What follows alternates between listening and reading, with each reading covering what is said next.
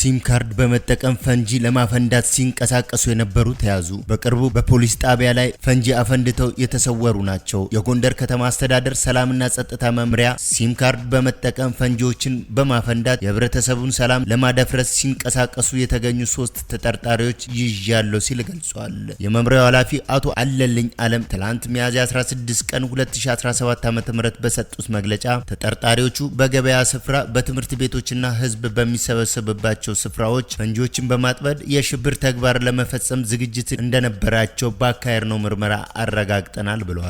ፍንዳታው የሚካሄደው በፈንጂ ላይ በሚታሰረው የሞባይል ቀፎ ሲም ካርድ በመታገዝ ወደ ሲም ካርድ በመደወል ፍንዳታውን በርቀት ሆነው እንደሚያካሂዱ ተገልጿል ሲሉ ኃላፊው አስረድተዋል። የመምሪያው ኃላፊ አቶ አለልኝ አለም በመግለጫቸው ተጠርጣሪዎቹ ከቀናት በፊት ምሽት ላይ በከተማው አንድ ፖሊስ ጣቢያና በክፍለ ከተማ ጽህፈት ቤት ላይ ፈንጂ በማፈንዳት ተሰውረው የቆዩ ናቸው ሲሉ መናገራቸውን ከከተማው ኮሚኒኬሽን የተገኘ መረጃ ያመለክታል። የጸጥታ መዋቅሩ ባደረገው ጥብቅ ክትትልና ስምሪት ተጠርጣሪዎቹ ሌላ ሽብር ተልዕኮ ለመፈጸም የአንድ ግለሰብ መኖሪያ ቤት ውስጥ በድብቅ ካዘጋጃቸው የፈንጂ መሳሪያዎች ጋር በቁጥጥር ስር ውለዋል ብለዋል ኃላፊው። አሜሪካ ነገር አለ ብላለች። ባልታሰበ ሰዓት የሚከሰት የተቃውሞ እንቅስቃሴ ስላለ አሜሪካ ዩኤስ ኤምባሲ አዲስ አበባ በአዲስ አበባ ችግሮች ስለሚከሰቱ ራሳችሁን ጠብቁ ብላ ዜጎቿን አስጠንቅቃለች። ወንጀል በየትኛውም ቦታና በማንኛውም ጊዜ ሊከሰት ይችላል። ንቃት ተጋላጭነት ለመቀነስ ቁልፍ ነው። ስለዚህ በኢትዮጵያ ያላችሁ ዜጎች ተጠንቀቁ፣ ነገር አለ ብላለች። ሰልፎችን፣ ስብሰባዎችንና ሌሎች ትላልቅ ህዝብ ስብሰባዎች ባሉበት ቦታ እንዳትገኙ ስትል ጥብቅ ማስጠንቀቂያ ለዜጎች ሰጥታለች። ፖሊሶችና ሁከትን አጣምራ ችግሮች ቅርብ ናቸው ያለችው አሜሪካ በኢትዮጵያ ውስጥ በቀጣይነት ምን ሊከሰት እንደሚችል የፖለቲካ መልእክት ያለው እንድምታዋን ተንፍሳለች። ሁሉም ሰው እንዲነቃ እናበረታታለን ብላለች። ጋዜጠኛ አበበ ፍቅሩ በ10 ሺህ ብር ዋስ እንዲፈታ ፍርድ ቤቱ ወስኗል። ሮብ ዕለት በአዲስ አበባ ከተማ ፖሊስ ቁጥጥር ስር የዋለው የሪፖርተር ጋዜጠኛ አበበ ፍቅር በ10 ሺህ ብር የገንዘብ ዋስትና እንዲለቀቅ ፍርድ ቤቱ ወሰነ። መርማሪ ፖሊስ ጋዜጠኛው ሁከትና ረብሻ ለመፍጠር ሲንቀሳቀስ እንደተያዘ ለፍርድ ቤቱ መናገሩን ምንጮች ለቢቢሲ ተናግረዋል። በሳምንት 3 ጊዜ በአማርኛና በእንግሊዝኛ ቋንቋዎች የሚተላለፈው የአንጋፋው ሪፖርተር ጋዜጣ ዘጋቢ ሆነው አበበ ዛሬ አርብ ሚያዝያ 17 2017 ዓ.ም ረፋድ በአዲስ አበባ ከተማ ነክ ጉዳዮች ፍርድ ቤት የቀረበው ለመጀመሪያ ጊዜ ነው። ጋዜጠኛው ከትላንት በስቲያ ረቡዕ በጸጥታ ኃይሎች ቁጥጥር ስር የዋለው ያዘጋጀ ስለነበረው ዘገባ የልደታ ክፍለ ከተማ ኃላፊዎችን ለማነጋገር በክፍለ ከተማው ቢሮ በተገኘበት ወቅት እንደሆነ በዜናችን ገልጸን ነበር። እንደ ምንጮቹ ገለጻ ጋዜጠኛው እየሰራ የነበረው ዘገባ በአዲስ አበባ ከተማ አስተዳደር በደል ደርሶብናል የሚሉ ሰዎች በሪፖርተር ጋዜጣ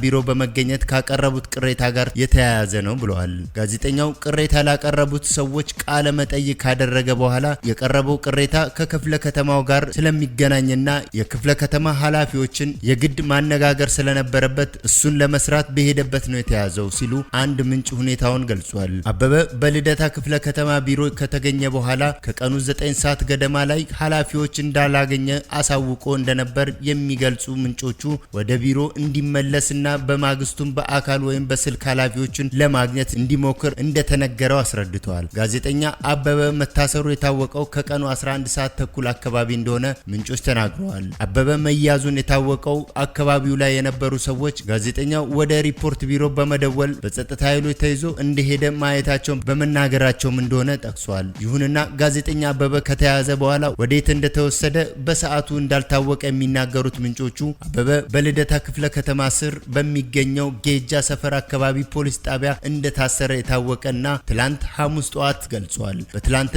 በትላንትናው ዕለት ፍርድ ቤት ሳይቀር ማደሩን አክለው ዛሬ ረፋድ በነበረው ችሎት ውሎ ላይ ጋዜጠኛው የታሰረው በልደታ ክፍለ ከተማ የስራ አስፈጻሚ ግቢ ውስጥ ሳይፈቀድለት ወይም የሚዲያ ባለሙያ መሆኑን ማስረጃ ሳያቀርብ ሲቀርብ እና ፎቶ ሲያነሳ በመገኘቱ እንደሆነ መርማሪ ፖሊስ ለፍርድ ቤቱ ገልጿል ተብሏል። ጋዜጠኛ መሆኑን አናውቅም፣ መታወቂያም የለውም ያለው ያለው መምሪያ ፖሊሱ ጋዜጠኛ አበበ ሁከት ለማንሳትና ረብሻ ለመፍጠር ሲንቀሳቀስ በቁጥጥር ስር እንዳዋለው ለፍርድ ቤቱ ተናግሯል። ተጨማሪ ምርመራ ለማድረግ 14 የምርመራ ቀናት እንዲፈቀድለት ፍርድ ቤቱ ጥያቄ ማቅረቡን ምንጮች አስረድተዋል። ጋዜጠኛ አበበን የወከለው ጠበቃ በበኩሉ ጋዜጠኛ መሆኑን ማጣራት ይቻላል፣ ደብዳቤ አቅርቡ ተብለንም አቅርበናል በማለት እንደተከላከለ ተናግሯል። ጋዜጠኛው የሰራው ዘገባ ገና ያልተሰራጨ በመሆኑ ለፍርድ ቤት ያስረዳው ጠበቃው አበበ በክፍለ ከተማው ግቢ የተገኘው ሌሎች ሰዎች ላቀረቡት ቅሬታ ሚዛናዊነት የክፍለ ከተማውን ኃላፊዎች ለመጠየቅ እንደሆነ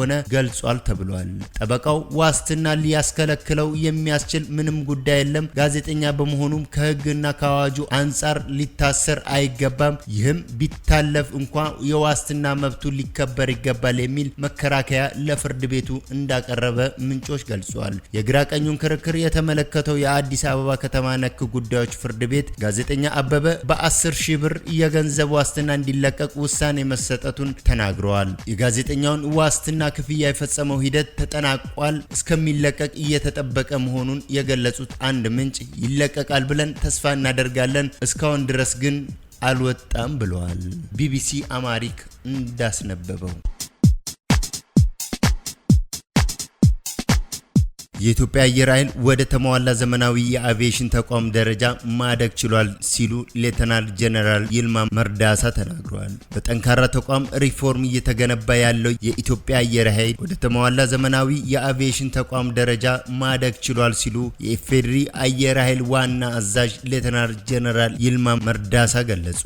ዋና አዛዡ በመከላከያ አዛዥነት እና ስታፍ ኮሌጅ ትምህርታቸውን እየተከታተሉ ከሚገኙ የክፍለ ጦር አመራሮች ጋር በአየር ኃይል ጠቅላይ መምሪያ ተገኝተው ውይይት አድርገዋል። በውይይቱ ላይም እንደገለጹት ጠንካራ ተቋማዊ ሪፎርም መነሻ አድርጎ የተነሳው የኢትዮጵያ አየር ኃይል ከአመራሩ ጀምሮ እስከ ታችኛው አባላት ደረጃ በአጭር ጊዜ ውስጥ ለለውጥ ዝግጁ ሆነው በጋራ በመስራታቸው ምክንያት ወደ ተሟላ ዘመናዊ የአቪዬሽን ተቋም ደረጃ አድጓል ብለዋል። ውስጣዊ አንድነቱ የጠነከረ ብሎም ዘመናዊ ቴክኖሎጂን መጠቀም የሚችል ሙያዊ አቅም ያለው ሰራዊት እንደ ተቋም መገንባቱን የጠቀሱት ሌተናል ጄኔራል ይልማ መርዳሳ በ2022 ከአፍሪካ ተመራጭ የአቪዬሽን ተቋም ለማድረግ ከያዝናቸው ውጥኖች መካከል አንዳንዶቹ ቀድሞ እየተሳኩ ነው ብለዋል። ጠንካራ ወታደራዊ መሪ ማለት በሰላም ጊዜ ሰራዊቱን ለውጊያ የሚያዘጋጅና በአነስተኛ ኪሳራ ትልቅ ድል የሚያመጣ መሆኑንም አስታውቋል። የክፍለ ጦር አመራሮችም የዘመኑን ወታደራዊ ሳይንስና ጥበብ መከተል እንዳለባቸው እንዲሁም የሚሰጣቸውን ተልዕኮ